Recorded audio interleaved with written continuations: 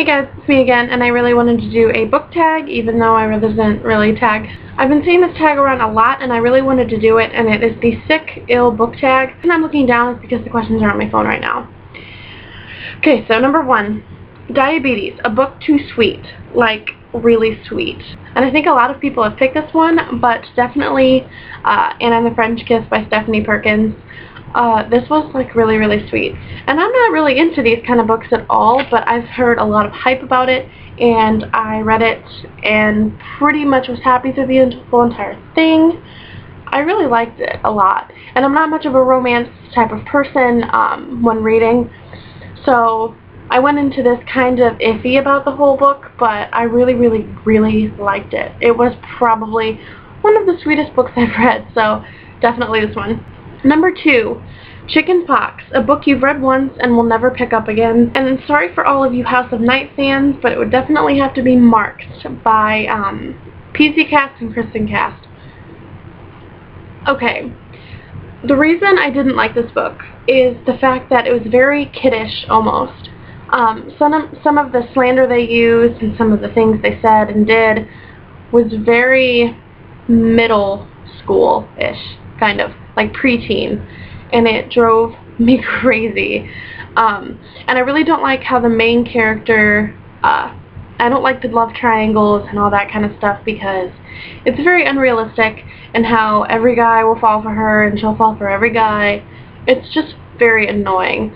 So that's pretty much the reason why I didn't like this book, and why I probably will never read it again. And I actually have the first, you can probably see them like right there, but I read it because I actually kind of liked it at first, and I wanted to see how the series progressed, because they're really fast reads, and I actually didn't really mind them at first. But yeah, before I go on a rant about it, it's this book. Number 3, Influenza, a contagious book that spreads like a virus. This is probably predictable, but A Fault in Our Stars by John Green. I know pretty much everyone I know has read this or have heard about this. I read this and basically cried like a baby. It was a very touching story. I didn't like the ending, honestly. I mean, it was very bittersweet, but I cried a lot. I think it was like 3 in the morning when I finished this book, and I basically cried myself to sleep. I'm not much of an emotional person, but this really brought it out. But yeah, this book is definitely contagious. I love this story. And number 4, The Cycle, a book you read every month, year, or often. And I actually have 2 of them.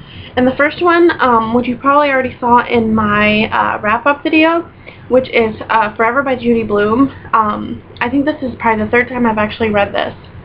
No, it's the 2nd. Why did I say 3rd? This is actually the 2nd time I've read this book, and I probably will end up rereading it in the next year or so. I love it. Like I said, though, I don't really like the main character. She's just annoying. But the story is really, really, really good, and I recommend this. So yeah. And the second book that I have is Life as We Knew It by Susan Beth Pfeffer. Of course, you've probably seen me mention this a bazillion times, so I'm not going to go into it, but yeah. This will definitely stay in my collection for the rest of my life, I'm sure of it. I have all 3 of them, and I love them. Number 5, Insomnia, a book that kept you up all night. And that would probably have to be Between Shades of Grey by Ruta Sepetys, I think is how it is. This book had me, like, going so crazy. I loved it so much. So yeah, I probably stayed up till 4 o'clock in the morning reading this. It's very, very addicting. Yeah, and I was like half asleep even reading this, but I just can't help myself. It is my all-time favorite book now. Number 6, Amnesia, a book that's forgotten and failed to leave a powerful impression in your memory. And that's definitely Exahir by Jason Myers. I got this forever ago. I think it was like 4 or 5 years ago. And me and my friend actually really, really wanted this, but we had no money. So I ended up actually coming back to Barnes & Noble, I think a couple days later, just to buy this, and hated it. I hated every single second of it. The main character, I hated the main character, and the story was just so hard to follow. Just didn't like it at all. Number 7, Asthma, a book that took your breath away. And that would probably be Divergent by Veronica Roth. And that's because This book actually really got me excited for dystopia type of novels, and I love the main character. Everything about this book I adored, and I really didn't expect to because I wasn't really that type of reader, and it was captivating, and I was addicted from like the first page. So yeah, I really, really like this. Number 8, Malnutrition, a book that lacked food for thought. Just to say right now, I probably will have some duplicates in here, so yeah. I have the hiccups now, so sorry if you see me hiccuping. Number 9, Travel Sickness, a book that took you on a journey through time or space or to a specific location. Again, that would probably be Divergent, just because if you've read it, you know what I'm talking about. If you don't, read it. Please read this book. It is amazing. So, yeah, if you'll know exactly what I'm talking about if any of you are Divergent freaks like me. Number 8, Malnutrition, a book that lacked food for thought, and that would definitely be Between by Jessica Warman. I was excited to get this, as are all the other books that I get. I just didn't like it. I really didn't. I actually didn't even finish this, which is crazy. But it was just, as you can see, it is a pretty big book. But the story just dragged so much and nothing was really happening. So I just kind of gave up on it.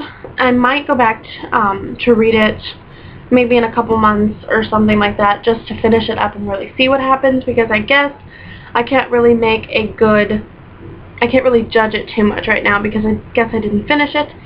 But yeah, it just dragged for me. So yeah, definitely didn't really give me much to really think about, and it was just kind of eh. So that is the Sick Ill book tag. I will leave the creator down below, and also if you guys want to do it, I will leave all the questions down below, and I will talk to you guys soon. Bye.